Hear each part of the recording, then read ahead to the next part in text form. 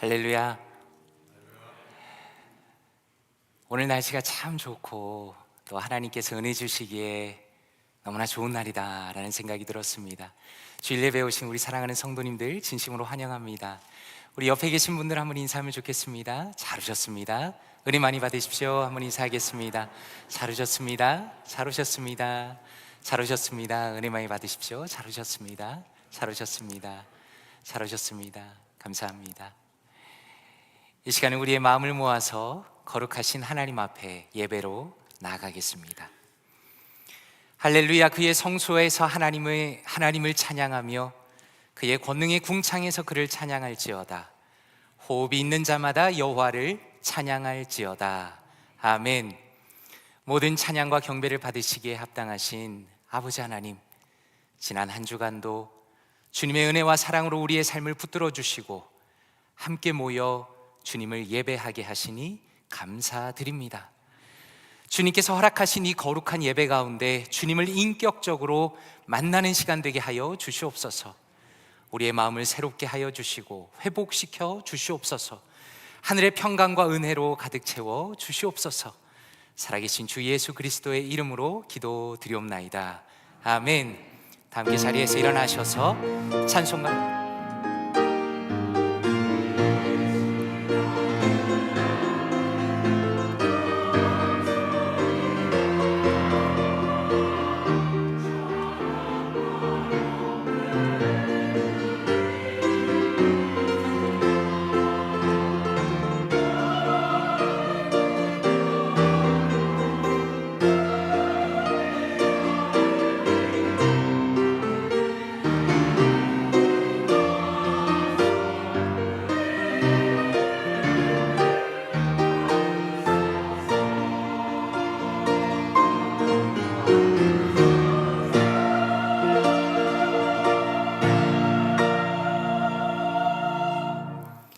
죄송합니다. 다 함께 자리에서 일어나셔서 찬송가 25장 면류관 벗어서 함께 찬양 드리겠습니다.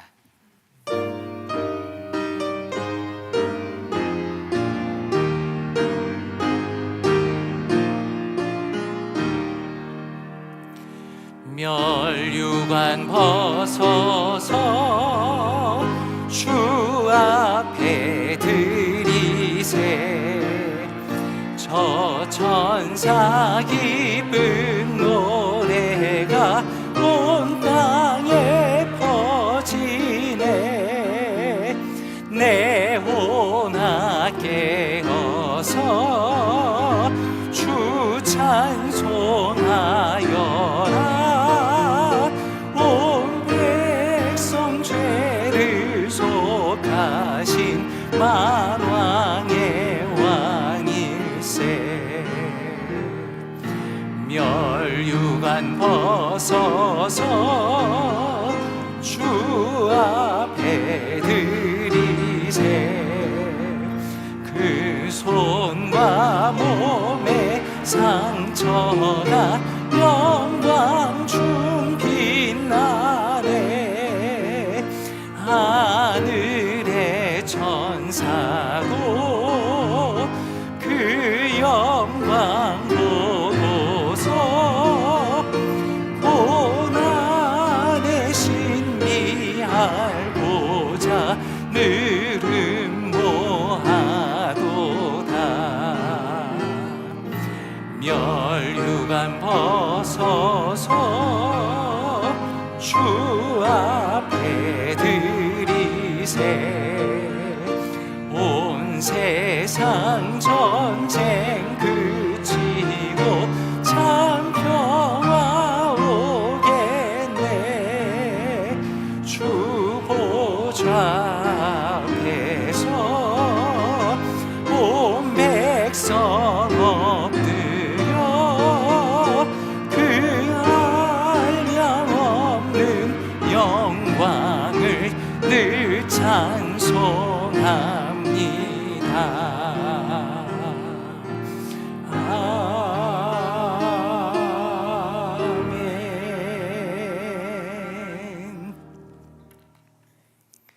교독문 78번 요한복음 14장 함께 교독하겠습니다. 너희는 마음에 근심하지 말라. 하나님을 믿으니 또 나를 믿으라. 내 아버지 집에 거할 곳이 많도다.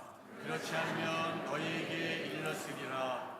내가 너희를 위하여 거처를 예비하러 가노니 가서 너희를 위하여 거처를 예비하면 내가 다시 와서 너희를 내게로 영접하여 나 있는 곳에 너희도 있게 하리라.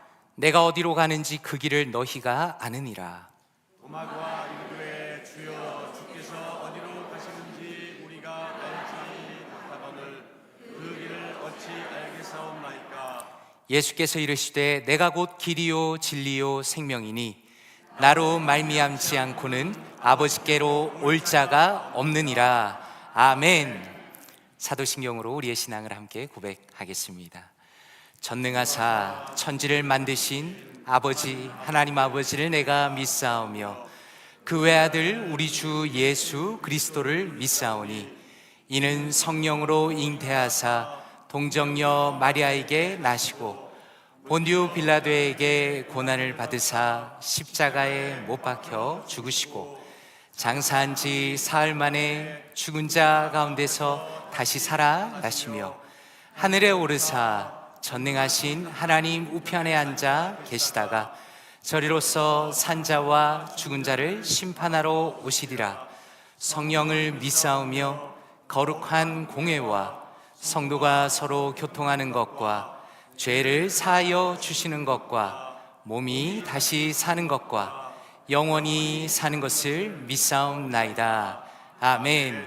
자리에 앉아주시기 바랍니다. 김문신 장로님께서 예배를 위해 대표 기도하시겠습니다.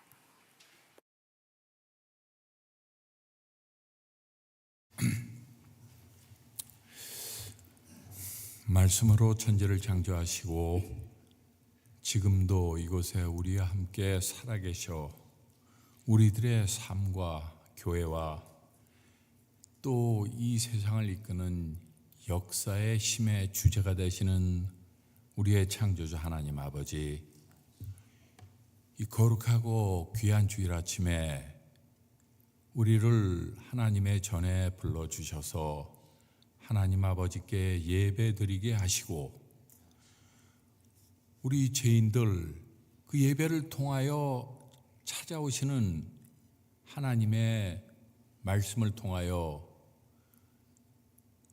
우리의 죄를 값없이 용서하시는 우리를 향하신 하나님의 그 무한하신 사랑을 알게 하시는 하나님의 은혜에 감사를 드립니다.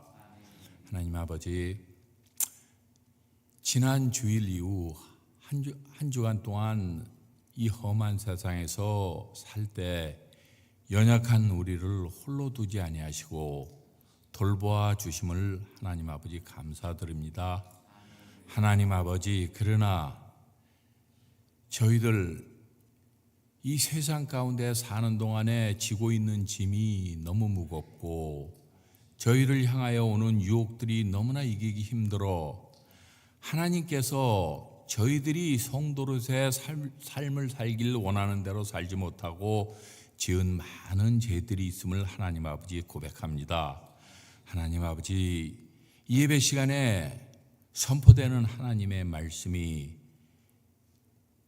저희들의 마음의 거울이 되어서 저희들이 하나님의 말씀에 비추어 드러난 우리들의 죄가 저희들 마음을 변화시키고 말씀을 통하여 이 자리에서 지은 죄들 회개하게 하여 주시옵소서.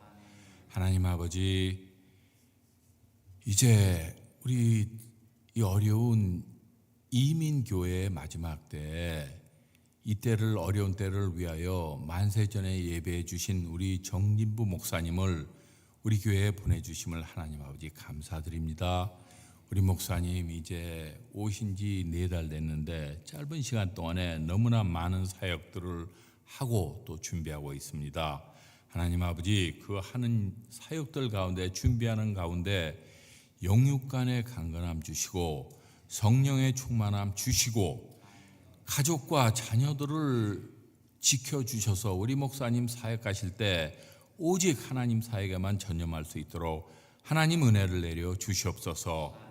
하나님 아버지, 이제 특별히 오늘은 그동안 구역을 새롭게 개편하고 시작하는 새로운 모양의 구역 예배가 시작됩니다. 저희들 참 잘 되기를 원하나 시작이 오니 하나님 아버지의 부족한 것들 저희들 하나하나 시간이 가면서 고치게 하여 주시옵시며, 인도하시는 구역장님, 또 인도자 되시는 장로님들, 또 그 구역원 한 사람 한 사람이 한 마음이 되어서 뭉쳐서 하나님의 구역을 통해서 우리 교회가 말씀으로 영적으로 크게 부흥하는 교회가 될 수 있도록 하나님 우리의 구역 예배를 축복하여 주시옵소서. 하나님 아버지, 이제 또 그 외에도 오늘 이번 주부터 시작하는 한글학교가 있습니다. 봄학기가 시작되는데 그것을 맡아 하시는 우리 김향희 집사님 강건하게 하여 주시옵시며, 특별히 우리 교회에 한글학교를 통하여 발을 딛는 어린 영혼들이 하나님을 알게 되고, 또 그 영혼들이 그 가족들이 하나님의 은혜 가운데 축복받는 귀한 역사가 일어나는 한글학교가 될 수 있도록 하나님 도와 주시옵소서. 하나님 아버지, 우리 교회 특별히 연로아에서 쇠락해가는 육신을 안고 힘들어하는 어르신네들 많이 있습니다. 하나님 아버지, 그들이 하는 기도를 들으시고 마음의 위로를 주시고 그들의 큰 믿음을 주셔서 하나님 아버지, 그들이 참 남은 여생을 하나님 만나 뵙는 그 나를 소망하는 소망의 믿음을 갖고 이 세상 살아가는, 하나님 손잡고 살아갈 수 있는 우리 어르신네 될 수 있도록 도와주시옵소서. 하나님 아버지, 특별히 기도하기에는 또 며칠 전에 원치 않는 육신의 연약해짐으로 인해서 교회를 못 나오시는 권영균 장로님, 또 정호민 집사님 계십니다. 하나님 아버지, 그들 몸이 조속히 회복되어서 교회에 다시 출석할 수 있게 하여 주시옵시며, 하나님 아버지, 특별히 어린 나이에 참 졸제변을 당하여 회복을 못하고 있는 신선영 자매, 하나님 아버지, 그것도 자매 그 병상에 누워서 고생하는 정병화 권사님, 신수철 집사님, 그 가정과 그 정말 신선영 자매 위에 하나님 아버지 은혜를 내려 주셔서 하나님 아버지 그들의 기도를 통하여 하나님 아버지 기적이 일어나기를 하나님께 간절히 빌고 원합나이다. 하나님 아버지, 그 외에도 또 몸이 아파서 많이 고생하시는 환우들 계십니다. 하나님 아버지, 우리들보다 그 자신보다 그들의 아픈 것을 더 잘 아시는 하나님이시오니 그 원치 않는 질병들을 통해서 고생하는 그 영혼들의 기도를 들으시고 찾아가 주시고, 그 뒤에서 역사하시는 그 가운데 그 뒤에서 역사하시는 하나님을 만나 뵙고 그 어려운 가운데 숨겨진 하나님의 축복을 믿음으로 발견하는 귀한 시간들이 될 수 있도록 하나님 도와 주시옵소서. 하나님 아버지, 이제 우리 목사님 말씀 들고 강단에 서십니다. 하나님 아버지, 그 목사님 통해서 선포되는 하나님 말씀이 살아서 우리들의 혼과 영과 및 관절과 골수를 찔러 쪼개는 살아있는 능력이 말씀이 되게 하시고, 우리들이 그 말씀 가운데 변화되어 우리가 이 세상에 나가서 세상을 변화시키고 주의를 변화시키고 가정을 변화시키는 능력 있는 예배 시간이 되도록 하나님 아버지 간절히 빌고 원하옵나이다. 하나님 아버지, 특별히 이 예배를 돕기 위해서 수고하시는 또 많은 성김들이 있습니다. 하나님 아버지, 찬양대 교회를 남보다 일찍 와서 늦게 가기를 하나님께 정말 드리는 기쁨으로 여기고 있는 찬양대원들 하나님 아버지 함께 하시고, 그들이 하는 수고가 땅에 떨어지지 않도록 하나님 아버지 그들의 가정과 사업을 축복하여 주셨기만을 간절히 빌고 원합나이다.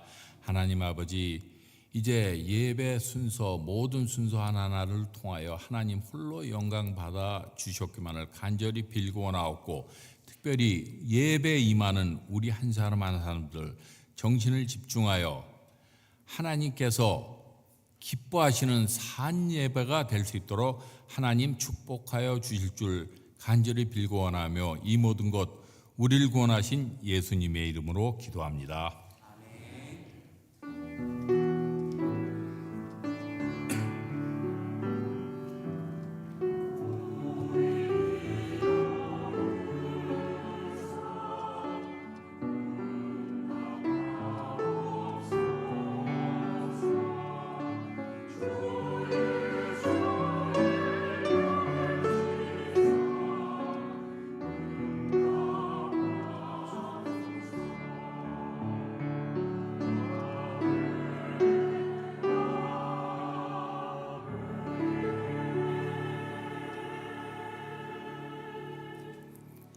다 함께 자리에서 일어나시겠습니다. 찬송가 1장 부르시면서 하나님 앞에 예물 올려드리겠습니다. 만복의 근원 하나님, 온 백성 찬송 드리고 저천사여 찬송하세. 찬송 성부 성자 성령 아멘.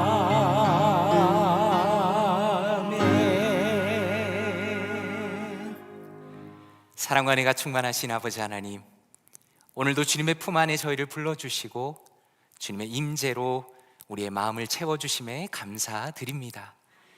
주님의 끝없는 사랑과 크신 은혜를 기억하며 이 시간 정성으로 준비한 예물을 주님 앞에 올려드립니다. 이 예물이 주님의 나라를 위하여 귀하게 쓰임받게 하시고 주님의 영광을 드러내게 하여 주시옵소서. 드려지는 모든 헌금 위에 주님의 풍성한 복을 내려주시고 모든 손길마다 주님의 평강과 은혜가 넘치게 하여 주시옵소서. 특별히 고난 중에 있는 성도들을 주님께서 기억하여 주시고 주님의 위로와 소망으로 그들의 마음을 채워주시며 인도하여 주시옵소서. 이 모든 말씀을 존귀하신 주 예수 그리스도의 이름으로 기도드리옵나이다. 아멘. 자리에 앉으시겠습니다.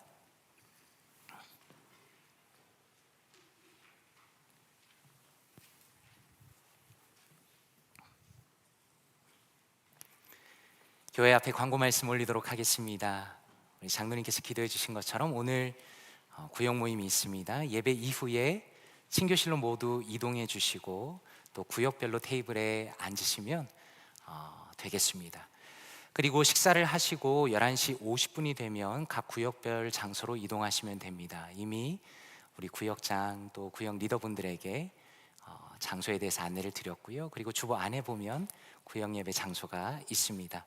특별히 한 가지 협조 부탁드리는 것은 1층의 친교실에서 구역 예배를 하시는 구역들은 방 안으로 들어가셔서, 그러니까 방에서 하시는 구역들은 방 안에서 식사하시고요, 나머지 구역들은 밖에서 식사하시면 되겠습니다.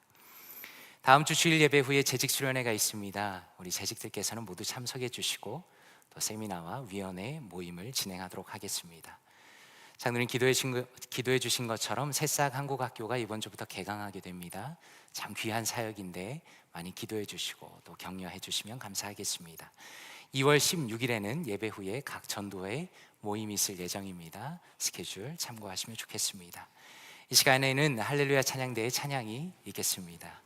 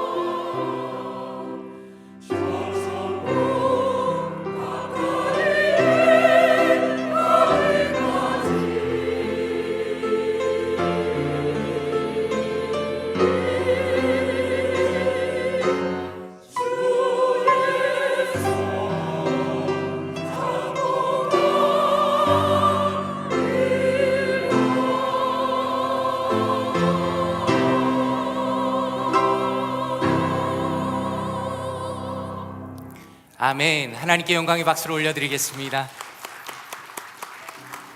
감사합니다.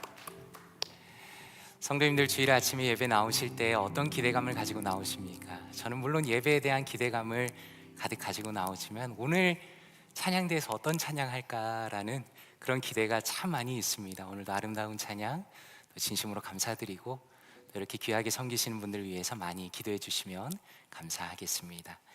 이 시간에 다 함께 자리에서 일어나시겠습니다. 하나님의 말씀 함께 보도록 하겠습니다. 오늘 우리에게 주신 하나님의 말씀은 느헤미야 2장 4절에서 10절까지 말씀입니다. 함께 합독하도록 하겠습니다. 시작. 왕이 내게 이르시되 그러면 내가 무엇을 원하느냐 하시기로 내가 곧 하늘의 하나님께 묵도하고 왕에게 아뢰되 왕이 만일 좋게 여기시고 종이 왕의 목전에서 은혜를 얻었사오면 나를 유다 땅 나의 조상들의 묘실이 있는 성읍에 보내어 그 성을 건축하게 하옵소서 하였는데 그때에 왕후도 왕 곁에 앉아 있었더라.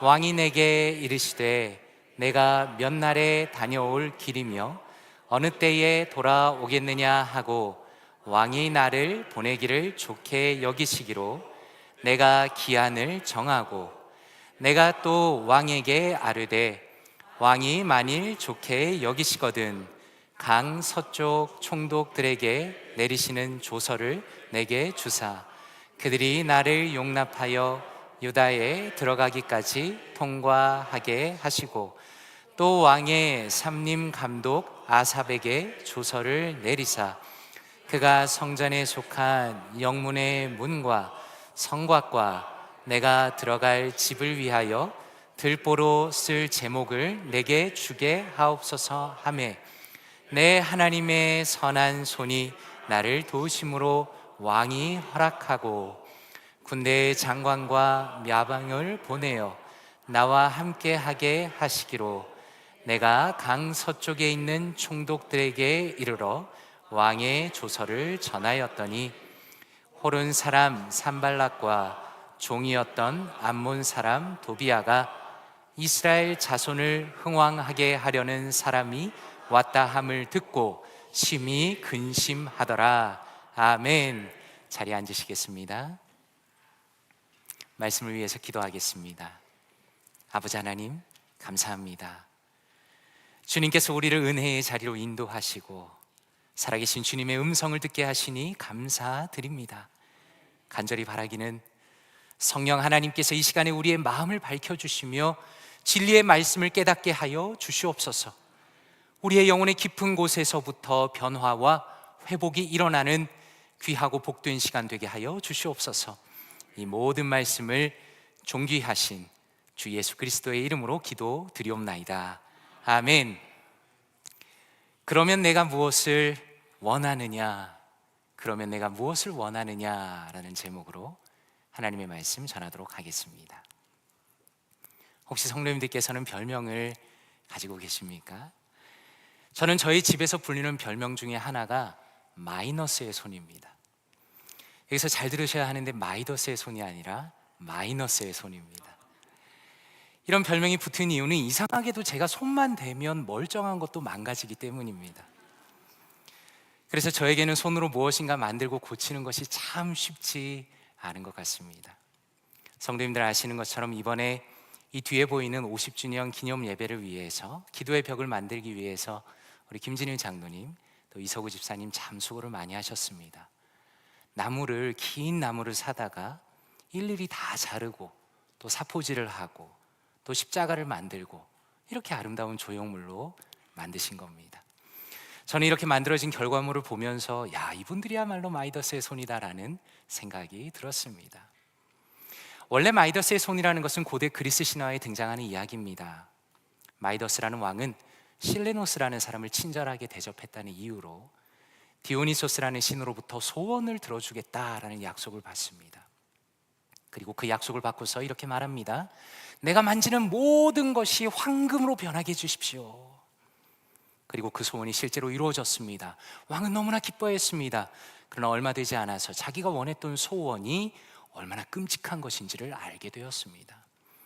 그가 만지는 음식도 또 물도 그리고 심지어 그의 딸도 황금으로 변하고 말았습니다.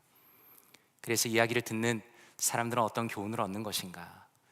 욕심이 지나치며 화가 되는구나. 행복은 돈에서 나오는 것이 아니구나라는 것을 배웁니다. 그런데 저는 이 이야기를 들으면서 그런 생각이 들었습니다. 왜 굳이 이 왕은 만지는 것이 황금으로 변하기를 원했을까?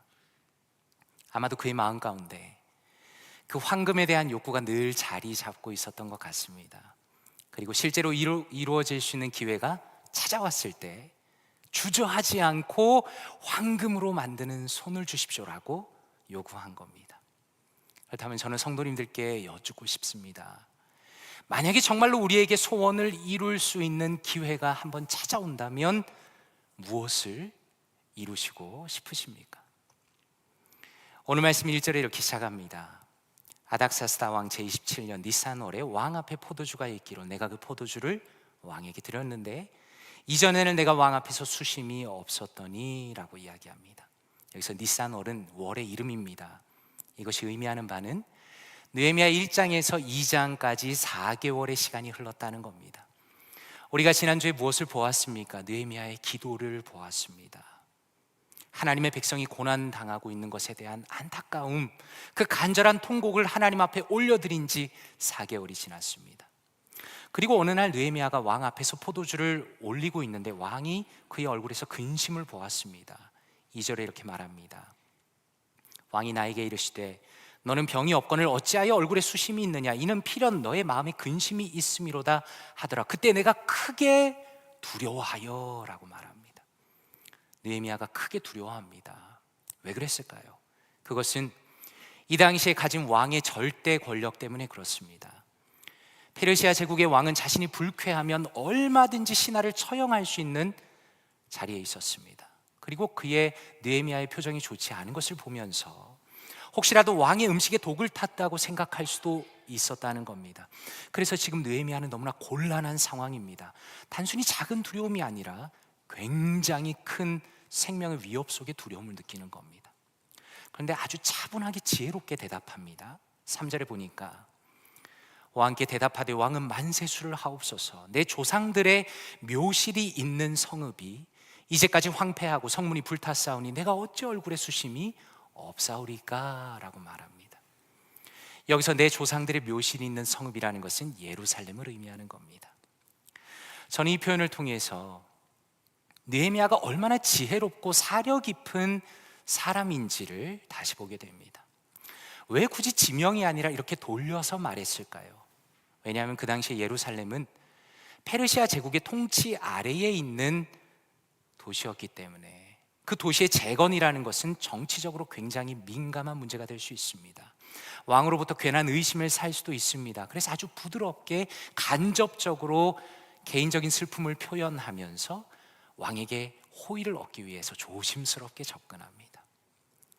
성도님들은 이 부분을 읽으시면서 어떤 생각이 드십니까? 저는 한 사람이 사용하는 언어, 그것의 중요성에 대해서 다시 한번 깨닫게 됩니다. 목회를 하면서 또 성도님들 대하면서 깨닫게 되는 것은 어떻게 지혜롭게 말을 하느냐가 너무나 중요하다는 겁니다. 잠언 12장 18절에 이렇게 말씀합니다. 칼로 찌름같이 함부로 말하는 자가 있거니와 지혜로운 자의 혀는 양약과 같으니라 라고 말씀합니다. 말씀은 무엇을 보여주십니까? 우리의 말이 가지고 있는 힘을 보여줍니다. 그리고 우리의 언어라는 것은 양극단으로 갈 수 있다는 걸 보여주십니다. 눈에 보이지 않지만 우리가 사용하는 말은 누군가를 크게 다치게 할 수도 있고 상처를 줄 수도 있습니다. 그러나 지혜로운 사람의 언어는 양약과 같다, 탁월한 명약이다라는 겁니다. 느헤미야가 왕 앞에 구사하는 언어가 그런 것입니다. 겸손하게 부드럽게 왕을 배려하면서 말합니다. 그렇다면 느헤미야의 이러한 사려 깊은 대답을 듣고서 왕이 무엇이라고 말하는가? 4절에 보니까 이렇게 말씀합니다. 왕이 나에게 이르시되 그러면 너는 무엇을 원하느냐 하시기로 라고 말씀합니다. 한번 생각해 보십시오. 저는 사실 이 본문을 묵상하면서 마치 숨이 막힐 듯한 긴장감을 계속 느낄 수가 있었습니다. 느헤미야는 왕 앞에 중요한 직책을 맡았습니다. 그러나 그는 철저한 왕의 신하입니다. 왕에게 생명이 달려 있습니다. 그런데 왕이 갑자기 물어봅니다. 너는 무엇을 원하느냐? 이 질문이 중요한 이유는 전혀 예상하지 못한 타이밍에 질문이 주어졌다는 겁니다. 왕과 어떤 담소를 나누다가 가볍게 이야기하다 나온 것이 아니라 너무나 긴장되는 상태에서 그 이야기가 나온 겁니다. 느헤미야가 안색이 좋지 않아서 책망을 들었고 겨우 그 위기를 벗어났는데 왕이 생각지도 못한 질문을 그에게 던집니다. 제가 오랫동안 목회하면서 느낀 것은 당황하는 상황이나 위기의 상황에서 그 사람의 진면목이 나온다는 겁니다. 다시 말해서 내가 정신적으로 혹은 육체적으로 평안할 때는 대부분의 사람이 정상적으로 행동합니다. 그런데 문제는 무엇입니까? 내 환경이 어렵고 내가 뭔가 힘든 일이 있을 때 혹은 내가 정신적으로 압박이 있을 때 그 사람의 진짜 내면의 모습이 나옵니다. 저는 바로 이 장면이 그러한 순간이라는 생각이 들었습니다. 앞에서 말씀드린 이야기를 기억해 보십시오. 마이더스의 왕은 일생일대 기회가 왔을 때 주저하지 않고 황금으로 만드는 손을 원하고 인생을 망칩니다. 그러면 도대체 느헤미야는 무엇을 요구할 것인가? 이 부분이 너무나 긴장이 되고 또 기대가 되는 겁니다. 성경은 무엇이라 말씀하는가? 4절 하반절에 보니 이렇게 말씀합니다. 내가 곧 하늘의 하나님께 묵도하고 라고 말합니다. 정말 놀라운 것은 그가 왕에게 대답하기 바로 직전에 기도를 하였다는 겁니다. 아마도 저를 포함해서 대부분의 사람은 지금 이 상황에서 왕의 질문에 당황을 했을 겁니다. 무엇을 원하느냐라는 그 허를 찌르는 질문 앞에서 당황해서 횡설수설했을지도 모릅니다. 그런데 느헤미야는 거의 본능적으로 하나님께 기도합니다. 그래서 이것이 매우 중요한 질문입니다. 어떻게 그렇게 할 수 있었을까? 그것은 느헤미야에게 기도하는 습관이 있었기 때문입니다. 우리가 1장에서 본 것은 무엇입니까? 동족이 고난당하고 예루살렘이 황폐화되었다는 소식을 듣고서 느헤미야가 주저없이 기도하였다는 겁니다. 그리고 오늘 말씀에서 다시 한번 그의 기도가 이어집니다. 우리가 알 수 있는 것은 무엇입니까? 그는 기도의 습관을 가지고 있는 사람이었다는 겁니다. 다시 말해서 그는 단순히 가끔씩 기도하면서 생각날 때 기도하면서 어쩌다 한번 기도하는 사람이 아니었다는 겁니다. 그는 항상 꾸준하게 기도하는 사람이었기 때문에 가장 위급한 순간에 그의 몸에 완전히 스며들어 있었던 기도의 습관이 자동적으로 나올 수가 있었다는 겁니다. 2011년에 아마존에서 올해의 책에 선정되었던 책에 의지력의 재발견이라는 책이 있습니다. 사회심리학자인 로이 바우 마이스터가 쓴 책입니다. 근데 거기에 아주 흥미로운 내용이 나옵니다. 절제력이 높은 사람이 어떤 행동의 패턴을 가지고 있는가를 보여주는 겁니다. 이렇게 말합니다. 하나는 주로 자동적인 행동이고 다른 하나는 절제된 행동이다. 연구자들은 논리적으로 볼 때 자기 절제력이 높은 사람은 절제 가능한 행동을 더 많이 할 것이라고 추측했다. 하지만 결과를 종합해 보니까 정반대의 패턴이 나타났다. 높은 자기 절제력을 보인 이들의 행동 양식은 거의 자동적으로 행해지는 경향이 뚜렷했던 것이다. 일단 습관이 자리 잡으면 그 다음부터는 특히 어떤 부분에서 삶이 순조롭게 흘러갈 것이다 라고 말합니다. 이 내용은 이런 뜻입니다. 우리는 흔히 생각할 때 절제력이 뛰어나고 탁월한 사람은 끊임없이 의지를 가지고 좋은 행동을 선택하는 사람이다 라고 생각한다는 겁니다. 그런데 실제로 그런 사람들을 조사해 보니까 우리의 상식과는 반대의 결과라는 겁니다. 절제력이 높은 사람은 습관을 따라서 행동한다는 겁니다. 다시 말해서 절제력이 높은 사람의 특징은 훌륭한 행동을 평소에 습관으로 만들었던 훈련한 사람이다라는 겁니다. 이것을 기도에 적용해 보면 어떨까요? 예를 들어서 우리는 이렇게 생각한다는 겁니다. 그래, 내가 위기의 때가 오면 꼭 기도하는 사람이 돼야지 라고 생각한다는 겁니다. 근데 문제는 무엇입니까? 내가 나중에 위기의 때가 오면 그때 기도를 해야지 라고 기도를 특별한 행동으로 만들어버리면 정작 위기의 때가 닥쳤을 때 기도할 수 없다는 겁니다. 기도를 하기 위해서 너무 많은 의지력이 들어가야 하기 때문입니다. 그러나 평소에 기도를 훈련하고 기도를 습관으로 만든 사람이라면 갑자기 닥쳐온 그 위기의 때에 꾸준히 쌓아왔던 습관에 따라서 기도할 수 있다는 겁니다. 느헤미야가 바로 그런 사람이었습니다. 그러므로 여기에서 느헤미야가 기도를 했다라는 것보다 더 중요한 것은 그의 습관적인 기도가 이 위기의 순간에 기도하는 느헤미야로 만들어냈다라는 것입니다. 그렇다면 이 말씀 앞에서 우리 자신을 돌아보아야 하는 것입니다. 사랑하는 성도님들께서는 어떤 영적인 좋은 습관을 가지고 계십니까? 미국에서 실시한 한 조사에 따르면 새해 결심이 성공할 확률은 8% 정도라고 합니다. 연말에 가서 결심을 이룬 사람은 10명 중에 1명 정도입니다. 오늘은 2월 2일 주일입니다. 사랑하는 성도님들께서는 새해 어떤 것을 결심하셨고 또 그것을 이루셨습니까? 우리가 거룩한 습관을 만들기 위해서 가장 중요한 것은 우리의 삶에 아주 작은 한 걸음을 도전하고 그것을 반복하는 것입니다. 스가랴 4장 10절에 이렇게 말씀합니다.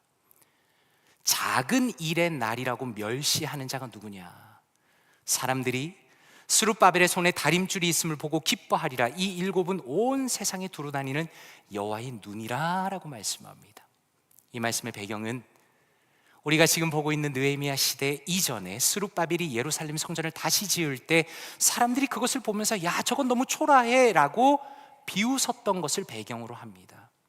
그러나 하나님께서는 작은 시작이야말로 의미가 있는 것이라고 말씀하시면서 전능하신 하나님께서 그것을 이루실 것이다 라고 약속하시는 겁니다.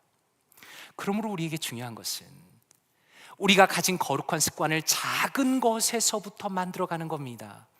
특별히 요즘에 너무나 감사한 것은 우리 볼티모어 교회가 예배를 너무나 소중히 여기고 있다라는 것입니다. 예배에 나오시는 성도님들의 태도와 말과 표정을 보면서 알 수가 있습니다. 그러므로 스스로 생각하면서 한번 결심해 보십시오. 예를 들어서 새벽 예배를 일주일 내내 오겠다라는 엄청난 결단도 좋겠지만 내가 주일에 혹은 주중에 어느 날에 예배를 한 번 이것만은 사수하겠다는 그 작은 결단을 반복하고 실천하고 훈련하면서 우리의 신앙이 실제로 깊어지는 것입니다. 그렇다면 다시 한번 느헤미야의 기도로 돌아가기 원합니다. 느헤미야는 그의 기도를 어떻게 말하는가? 내가 곧 하늘의 하나님께 묵도하고 라고 말합니다. 먼저 여기에서 우리가 주목할 것은 하늘의 하나님이라는 표현입니다. 한번 생각해 보십시오. 그는 지금 위대한 그리고 강력한 페르시아 제국의 왕 앞에 있습니다. 어떻게 보면 이 왕은 지금의 미국 대통령보다 강력한 지상 최강의 남자입니다. 그런데 느헤미야가 그 사람 앞에서 누구를 바라봅니까?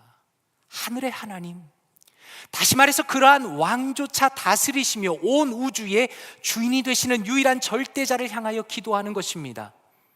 그리고 하나님께 기도하고 5절에 이렇게 이어 말합니다. 왕에게 아뢰되 왕이 만일 좋게 여기시면. 이 말이 7절에 한 번 더 반복됩니다. 내가 또 왕에게 이르되 왕이 만일 좋게 여기시거든 이라고 말합니다. 느헤미야는 분명히 자기가 하고 싶은 말이 있습니다. 그런데 그를 누구를 앞세웁니까? 왕을 앞세우고 왕을 높입니다. 다시 말해서 하나님께서 주신 질서를 존중하는 것입니다. 느헤미야는 자기가 하나님께 받은 말이라고 함부로 이야기하지 않았습니다. 나의 하나님은 당신보다 높은 하나님이야 라고 그렇게 무례하게 얘기하지도 않았습니다. 그는 하나님을 믿는 사람으로서, 하지만 동시에 이 땅에서 왕궁에서 신하로 살아가는 직장인으로서 아주 절제된 태도와 예를 가지고 이야기합니다. 5절 말씀에 나를 유다 땅 나의 조상들의 묘실이 있는 성읍에 보내어 그 성을 건축하게 하옵소서라고 왕 앞에 말합니다. 아마 느헤미야는 이 말을 생각하기 위해서 굉장히 많이 고심했을 겁니다. 그리고 이 정도 이야기만 해도 충분하다고 생각했을지 모릅니다. 왜냐하면 어쨌든 그의 입장에서는 예루살렘으로 보내달라는 자신의 뜻을 정중하게 밝혔기 때문입니다. 그런데 왕이 이야기를 이어갑니다. 하나님께서 대화를 이끄십니다. 왕이 물어봅니다. 몇 날에 다녀올 길이며 언제 돌아오겠느냐라고 물어봅니다. 네, 한번 생각해 보십시오. 사실 이것은 굉장히 당황스러운 장면입니다. 왜냐하면 지금 느헤미야가 가지고 있는 계획 자체가 작은 계획이 아니기 때문입니다. 무너진 성을 다시 쌓겠다라는 것은 엄청난 건축 프로젝트입니다. 그런데 왕이 그 자리에서 뭘 물어봅니까? 너는 그 계획에 대한 청사진을 갖고 있느냐라고 물어보는 겁니다. 성도님들 같으면 어떻게 대답하실 수 있겠습니까? 우리가 잘 아는 것처럼 어떤 일에 대해서 계획하고 추진하는 것은 정말 보통 일이 아닙니다. 하물며 성을 짓는다는 것은 상상하기 어려운 프로젝트입니다. 그러므로 저는 이 말씀에서 참 놀라는 것은 느헤미야가 이미 철저한 계획을 갖고 있다라는 것입니다. 느헤미야는 왕의 중요한 관리였지만 사실 그는 행정 관료가 아니었습니다. 그런데 어떤 사람보다 더 뛰어난 행정력을 가지고 있다는 것을 우리가 오늘 이 말씀을 통해 알 수가 있습니다. 6절에 보니까 그가 왕 앞에 기한을 정합니다. 7절에서는 왕에게 적극적으로 요구합니다. 왕이 좋게 여기시거든 국경을 통과할 수 있는 편지를 써주십시오. 8절에 보니까 성문과 성벽과 자신의 집을 지을 나무를 부탁합니다. 그러므로 여기에서 우리가 알 수 있는 것은 무엇입니까? 느헤미야는 단순히 기도만 하는 사람이 아니었다는 겁니다. 느헤미야는 막연하게 하늘의 하나님을 바라보는 사람이 아니었다는 겁니다. 그는 하나님을 의지하고 믿으면서 그리고 기도하면서 자신이 행해야 하는 사명에 따른 계획을 실행하는 사람이었다는 겁니다.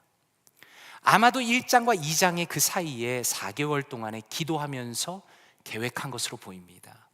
혹시라도 만에 하나 자신이 성벽을 세우게 된다면 그 일이 일어날 때를 대비해서 미리 준비한 겁니다. 그는 마치 왕이 그러라고 시킨 것처럼 이미 준비된 계획을 내밉니다. 그리고 느헤미야가 너무나 아름답게 이것을 종합해서 말합니다. 8절에 보니까 내 하나님의 선한 손이 나를 도우심으로 왕이 허락하고 라고 말합니다. 오늘 찬양대 찬양이 참 마음에 와닿습니다. 하나님의 선한 손. 느헤미야의 마음 가운데 하나님의 선한 손이 그를 도우셨다는 확신과 그것을 통하여서 왕이 허락하셨다는 보이지 않는 영적인 세계와 보이는 세계의 완벽한 조화를 자신의 삶 속에 가지고 있다는 것입니다. 그러므로 우리는 오늘 말씀 속에서 느헤미야를 이끌어 가시는 전능한 하나님의 역사를 봅니다. 다시 한번 8절에 보니까 느헤미야가 필요한 나무를 요청했을 때 왕이 허락한 것을 이렇게 느헤미야가 고백합니다. 8절 말씀에 또 왕의 삼림감독 아삽에게 조서를 내리사 그가 성전에 속한 영문의 문과 성곽과 내가 들어갈 집을 위하여 들보로 쓸 제목을 내게 주게 하옵소서 하매 내 하나님의 선한 손이 나를 도우심으로 왕이 허락하고 라고 말합니다. 여기서 우리가 주목할 것은 하나님의 선한 손이 나를 도우셨다라고 말한다는 겁니다. 그리고 그는 그냥 하나님이라 말하지 않고 나의 하나님이다 라고 고백한다는 겁니다. 다시 말해서 느헤미야에게 여호와 하나님이라는 분은 천지를 다스리시며 전능하시며 가장 거룩하신 분이시지만 그러나 동시에 느헤미야가 나의 하나님이라고 고백할 수 있는 가장 친밀한 하나님이시다라는 것입니다. 그런 면에서 우리 자신에게 한번 물어보고 싶습니다. 사랑하는 성도님들에게, 그에게, 저에게 여호와 하나님은 어떤 분이신가라는 것입니다. 아주 예전에 한국의 유명한 목사님이 이야기를 들었습니다. 그 목사님께서 얼마나 하나님을 친근하게 느끼면서 살았는지 예를 이렇게 들어놓았더라고요. 택시를 탈 때 차문을 열고서는 마치 누군가가 들어가는 것처럼 손님이 먼저 들어가셔야 되는 것처럼 기다리는 겁니다. 그리고 이렇게 이야기했다는 겁니다. 주님께서 먼저 차에 타시지요 라고 이야기했다는 겁니다. 굉장히 오래전에 읽은 이야기인데 잊혀지지가 않는 겁니다. 많은 사람들이 신앙생활을 하지만 여호와 하나님에 대한 친밀함은 사람들마다 차이가 있는 것 같습니다. 어떤 사람은 정말 바로 옆에 정말 하나님이 계신 것처럼 고백하며 느끼고 살아가지만 어떤 사람은 낯선 옆집 이웃을 대하듯이 하나님을 대하는 겁니다. 어쩌다가 가끔씩 한번 마주치면 어색하게 인사하는 정도로 지내는 겁니다. 그러나 성경은 무엇이라 말씀합니까? 히브리서 11장 6절에 믿음이 없이는 하나님을 기쁘시게 하지 못하나니 하나님께 나아가는 자는 반드시 그가 계신 것과 또한 그가 자기를 찾는 자들에게 상 주시는 이심을 믿어야 할지니라 라고 말씀합니다. 무슨 의미입니까? 우리는 하나님을 찾으며 주님께 가까이 나아가야 한다라는 것입니다. 그리고 믿음으로 그렇게 주님을 찾는 자들에게 반드시 상 주신다고 약속하신 것입니다. 그렇다면 또 하나의 질문은 이것입니다. 어떻게 우리가 위대하신 하나님을 나의 하나님으로 고백하면서 담대하게 친근하게 그분 앞에 나아갈 것인가? 히브리서 4장 15절과 16절에 이렇게 말씀합니다. 우리에게 있는 대제사장은 우리의 연약함을 동정하지 못하시리가 아니요 모든 일에 우리와 똑같이 시험을 받으시니로되 죄는 없으시니라. 그러므로 우리는 긍휼하심을 받고 때를 따라 돕는 은혜를 얻기 위하여 은혜의 보좌 앞에 담대히 나아갈 것이니라 라고 말씀합니다. 무슨 의미입니까? 우리는 원래 하나님 앞에 죄인입니다. 그분과 분리된 사람들입니다. 그러나 이제는 하나님의 은혜를 입고 있다는 것입니다. 예수 그리스도께서 그분의 보혈로 우리를 씻기셨고 우리의 영원한 대제사장이 되어주셨다는 겁니다. 그러므로 우리는 언제든지 우리를 사랑하는 아버지 하나님을 찾으며 그분을 만나며 그분의 도우심을 얻을 수 있다는 것을 말씀하는 겁니다. 그러므로 성숙한 그리스도인의 특징은 무엇입니까? 그것은 아버지 하나님의 놀라운 사랑을 확인하고 묵상하고 기뻐하는 것입니다. 예수 그리스도를 통해서 우리를 사랑하시는 그 사랑이 얼마나 크고 놀라운지를 매일마다 감격하는 것입니다.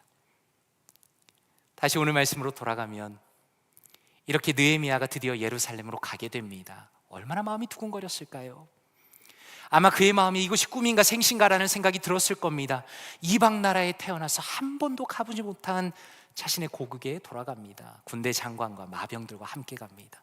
그런데 10절에 보니까 새로운 인물이 등장합니다. 이렇게 말씀합니다.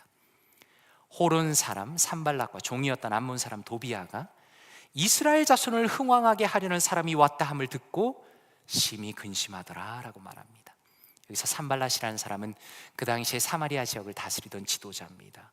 도비아는 암몬 지역에 태어난 이방인인데 아마도 이 사람도 페르시아의 제국의 관료 중에 한 명이었던 것으로 보입니다. 이 두 사람은 현재 느헤미야가 가고 있는 예루살렘 지역에 영향력을 행사하던 사람들입니다. 근데 이 사람들이 어떻게 반응합니까? 심히 근심하더라 라고 말합니다. 이유는 무엇입니까? 이스라엘 자손을 흥왕하게 하려는 사람이 왔다라는 것을 들었기 때문입니다.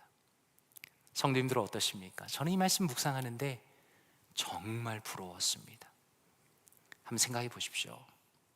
지금 이 산발락과 도비아는 사람은 유다 지역에 정치적인 영향력을 주면서 이권을 가지고 있었습니다.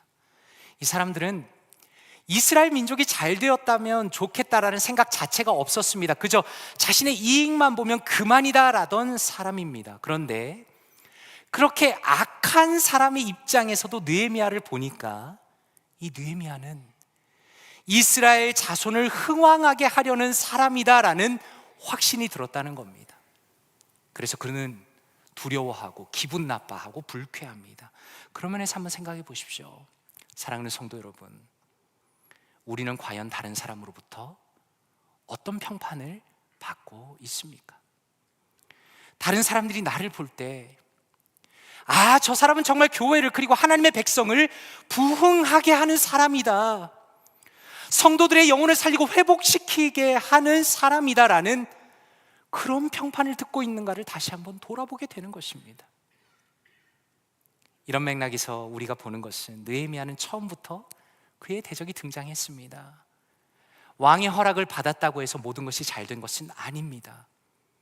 그런데 느헤미야는 자신의 할 일에 집중합니다. 우리가 우리 주변의 사람들의 말에 흔들릴 때가 얼마나 많습니까? 우리가 어떤 일을 하려고 할 때 우리의 마음을 산란하게 만드는 이야기들이 얼마나 많이 있습니까? 그러나 느헤미야는 자신의 사명에 집중합니다. 그는 왕이 파견한 관리로서 역할을 바로 시작합니다. 여독이 풀리자마자 그가 가장 먼저 한 것은 현실을 파악하는 겁니다. 믿을 수 있는 몇 사람과 함께 은밀하게 주변을 돌아봅니다. 13절과 14절에 그 밤에 골짜기 문으로 나가서 용정으로 본문에 이르는 동안에 보니 예루살렘 성벽이 다 무너졌고 성문은 불탔더라. 앞으로 나아가 샘문과 왕의 못에 이르러서는 탄 짐승이 지나갈 곳이 없는지라 라고 말씀합니다. 성이 얼마나 처참하게 무너졌는지 짐승도 지나가기 어려운 상황입니다. 그런데 이런 어려운 상황 속에서 느헤미야가 유다 사람들과 지도자들을 만나서 어떻게 격려하는가? 18절에 보니까 또 그들에게 하나님의 선한 손이 나를 도우신 일과 왕이 내게 이런 말씀을 전하였더니 그들의 말이 일어나자 건축하자 하고 모두 힘을 내어 이 선한 일을 하려 하매 라고 말씀합니다. 여기서 우리가 주목할 것은 무엇입니까? 느헤미야는 자신의 능력으로 이것을 하겠다고 말하지 않았다는 것입니다. 그는 냉정하게 현실을 보았습니다. 그리고 계획도 가지고 있었습니다. 그러나 자신의 능력을 의지하지 않았다는 겁니다. 오히려 궁극적으로 이를 이루시는 여호와 하나님의 손을 의지합니다. 그래서 오늘 말씀 안에 영적인 흥분과 뜨거움이 있습니다. 다시 말해서 느헤미야 앞에 모인 모든 사람들은 하나님의 다스림과 그분의 주권을 믿었기 때문에 하나님을 의지하여서 이 일을 하겠다고 마음이 모아지는 겁니다. 하나님의 손한 손을 의지하는 사람에게는 언제나 하나님의 위로하심이 있다는 것에 대해서 칼빈은 이렇게 말합니다. 그러나 하나님의 섭리의 빛이 일단 경건한 사람에게 비치게 되면 그는 그 이전에 그를 짓눌러 오던 극심한 불안과 두려움에서 물론 염려에서 벗어나게 된다라고 말합니다. 다시 말해서 하나님의 주권을 의지하고 그분의 위대하심을 신뢰하는 사람이야말로 담대한 마음으로 하나님의 뜻을 위해서 도전하게 된다는 것을 우리에게 알려주시는 것입니다. 그런 면에서 우리 자신을 돌아보면 좋겠습니다. 사랑하는 성도님들께서는 오늘 말씀을 통해서 무엇을 보십니까? 시카고 다운타운에 가면 시카고를 대표하는 랜드마크 중에 하나인 버킹엄 분수가 있습니다. 굉장히 큰 분수입니다. 평소에는 물을 틀지 않습니다. 그냥 원형 조각상 같습니다. 그런데 여름이 되면 분수를 실제로 트는데 그 높이가 23m까지 올라갑니다. 정말 아름답습니다. 저는 오늘 말씀을 묵상하면서 그런 생각이 들었습니다. 하나님의 은혜의 물줄기가 아름답게 솟아오르는 겁니다. 하나님께서 주시는 은혜의 물줄기입니다. 그런데 그 은혜가 어디에서부터 솟아오릅니까? 느헤미야의 기도에서부터 시작됩니다. 그의 소원이라는 것은 단순히 황금을 만들어 달라는 마이다스의 소원과 달랐다는 겁니다. 느헤미야의 소원은 철저하게 하나님 중심적인 소원입니다. 이스라엘 백성의 회복. 수많은 사람들이 오늘을 살아가면서 어떻게 살아갑니까? 물론 형태는 다르겠지만 궁극적으로 자기 자신의 소원을 위해서 살아갑니다. 자신의 부와 자신의 명예와 자신의 성공을 위해서 살아갑니다. 그러면 우리 자신에게 묻고 싶습니다. 저와 사랑하는 성도님들께서는 어떤 인생의 목적을 가지고 살아가는가라는 것입니다. 빌립보서 2장 13절에 말씀합니다. 너희 안에 행하시는 이는 하나님이시니 자기의 기쁘신 뜻을 위하여 너희에게 소원을 두고 행하게 하시나니 라고 말씀합니다. 무슨 의미입니까? 하나님께서 우리 모두에게 소원을 주셨다는 겁니다. 여기 계신 성도님들께서 만약에 예수 그리스도를 의지하고 그분을 믿는다면 우리 안에는 주님의 소원을 이루고자 하는 열망이 있습니다. 정도의 차이가 있지만 있습니다. 그러면 우리가 무엇을 해야 합니까? 그 소원이 나를 더욱 강하게 지배하고 하나님께서 그 일을 이루시도록 기도해야 하는 것입니다. 골로새서 4장 2절에 이렇게 말씀합니다. 기도를 계속하고 기도에 감사함으로 깨어있으라 라고 말씀합니다. 다시 말해서 오늘도 주님께서 우리에게 물으시는 내가 무엇을 원하느냐라는 주님의 질문 앞에서 끊임없이 기도하면서 깨어있어야 한다는 겁니다. 하나님, 주님께서 저를 사용해 주시기 원합니다. 저는 제 자신의 것이 아닙니다. 저의 모든 소원과 모든 열망이 주님을 위하여 사용되기를 원합니다 라고 믿음으로 고백하며 주님 앞으로 담대히 나가야 한다라는 것입니다. 그러므로 간절히 바라기는 우리가 더욱 믿음으로 주님 앞에 나아가기 원합니다. 지금도 살아계셔서 나의 아버지가 되시며 나의 주관자가 되시는 그 하나님을 향한 감사와 사랑과 열정을 회복하십시오. 그래서 우리의 마음에 부어주신 선한 일들을 행하시길 바랍니다. 교회를 세우고 연약한 자들을 섬기고 세상을 돌보면서 영적으로 무너진 것들을 세우는데 우리 자신을 사용하십시오. 그리고 간절히 바라기는 거룩한 습관을 만드십시오.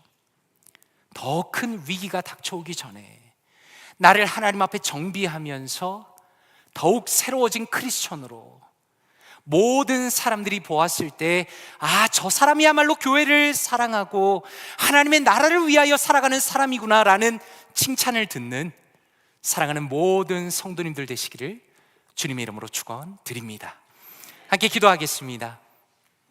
이 시간에 말씀을 묵상하시면서 기도하기 원합니다. 아버지 하나님 감사합니다.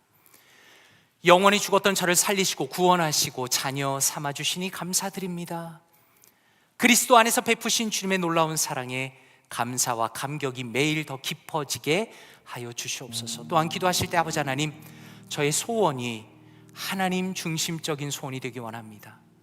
느헤미야의 인생이 그러했던 것처럼 하나님의 축복이 저를 통해 세상 가운데 흘러가게 하여 주시옵소서. 주의 교회를 힘써 세우며 하나님의 나라를 확장하는 주님께서 기뻐하시는 복된 인생 되게 하여 주시옵소서. 이 시간에 말씀을 묵상하시면서 함께 기도합니다. 기도하겠습니다. 아버지 하나님 감사합니다. 우리 사랑하는 성도님들과 함께 말씀 나누게 하시니 감사합니다. 하나님, 우리가 주님을 떠나서 어떻게 우리가 살았겠습니까? 하나님, 주님께서 우리를 찾아오시며 주님께서 우리를 돌봐주시며 주님께서 우리를 인도하시며 하나님 자녀 삼아주시니 감사합니다. 하나님, 그리스도 안에서 베푸신 하나님의 놀라운 사랑, 나의 하나님이 되어주신 이 감사와 감격이 저의 심령 가운데, 사랑하는 성도님들의 심령 가운데 매일마다 더 깊어지게 하여 주시옵소서. 또한 아버지 하나님, 우리의 소원이 하나님 더욱 주님의 중심적인 소원이 되기 원합니다. 하나님, 나를 위해서 살아가며 세상 사람들이 살아가는 것처럼 하나님 나를 위해 살아가는 인생이 되지 않도록 도와주시옵소서. 하나님, 느헤미야의 인생이 그러했던 것처럼 하나님의 축복이 우리의 삶을 통하여 흘러가는 인생 되기 원합니다. 하나님의 교회를 힘써 세우기 원합니다. 하나님의 나라를 확장하기 원합니다. 주님께서 기뻐하시는 복된 인생 되기 원합니다. 하나님, 사랑하는 성도님들의 삶을 붙들어 주시며 우리의 삶이, 우리의 인생이 하루하루 하나님께서 기뻐하시는 아름다운 인생 될 수 있도록 주여 도와주시옵소서. 하나님, 우리 사랑하는 성도님들 붙들어 주시며 우리 볼티모어 교회를 붙들어 주시기 원합니다. 하나님, 우리 교회를 통하여 우리 각자를 통하여 하나님의 아름다운 복이 흘러가기 원합니다. 하나님의 은혜가 흘러가기 원합니다. 너는 과연 무엇을 원하느냐라고 물어보신 그 주님의 질문 앞에서 하나님, 우리는 교회를 세우기 원합니다. 주님을 위하여 살아가기 원합니다. 주님의 나라를 확장하기 원합니다 라는 그 복된 아버지의 고백이 우리의 삶을 통하여 아버지 주님 앞에 올려질 수 있도록 하나님 은혜 위에 은혜를 더하여 주시옵소서. 아름다운 믿음의 교회, 복된 교회, 세상의 칭찬을 받는 아름다운 믿음의 교회 될 수 있도록 하나님 역사하시며 은혜 위에 은혜를 베풀어 주시옵소서. 주여, 우리 사랑하는 모든 성도님들이 또한 저희의 인생이 그렇게 될 수 있도록 하나님 선하게 인도하여 주시옵소서. 함께하여 주시옵소서. 아버지 하나님 감사합니다. 영원히 죽었던 우리를 구원하시며 예수 그리스도의 보혈의 공로로 하나님의 자녀 삼으시며 주님을 예배하는 자로, 하나님을 나의 하나님으로 부르는 자로 삼아주시니 감사드립니다.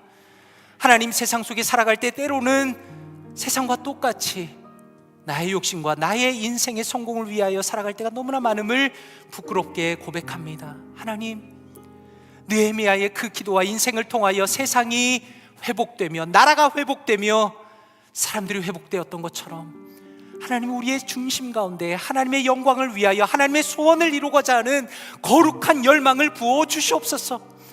하나님께서 주신 그 마음을 따라서 교회를 섬기며 하나님의 나라를 위하여 주님을 위하여 살아가는 복된 성도, 복된 교회 되게 하여 주시옵소서.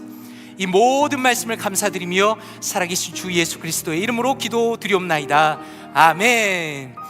다 함께 자리에서 일어나시겠습니다. 찬송가 393장 오 신실하신 주 함께 찬양드립니다.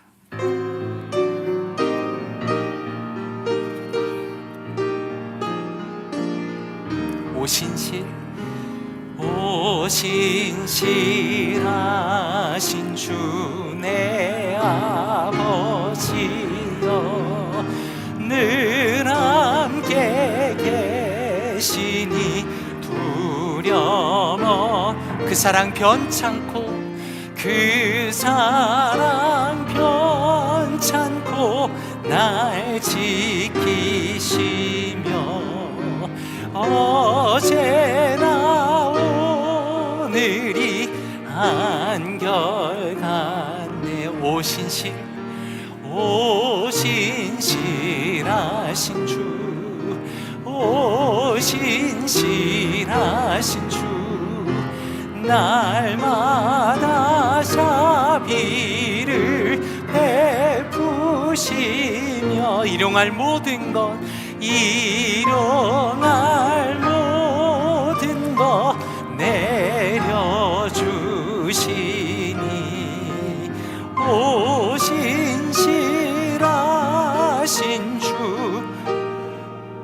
나의 3절입니다. 내 죄를 사하여 내 죄를 안위하시고 안위하 주친이 오셔서 주친이 인도하네.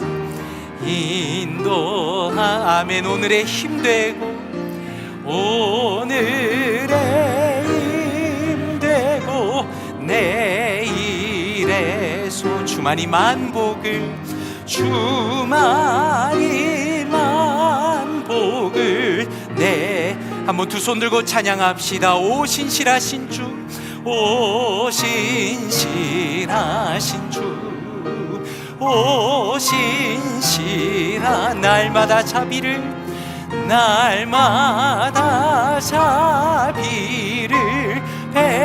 베푸시며 일용할 모든 것, 일용할 모든 것 내려주시니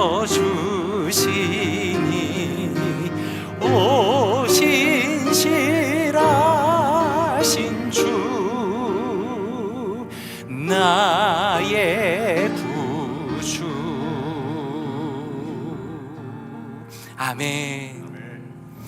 이제는 우리의 중보자 되시는 예수 그리스도의 은혜와 우리를 돌보시는 아버지 하나님의 사랑과 거룩한 소원을 마음에 부어주시는 성령 하나님의 교통하심과 인도하심이 주님의 소원을 마음에 품고 주님을 위하여 살아가기로 결심한 사랑하는 모든 성도님들의 머리 위에 함께 하시기를 간절히 축원드리옵나이다. 아멘.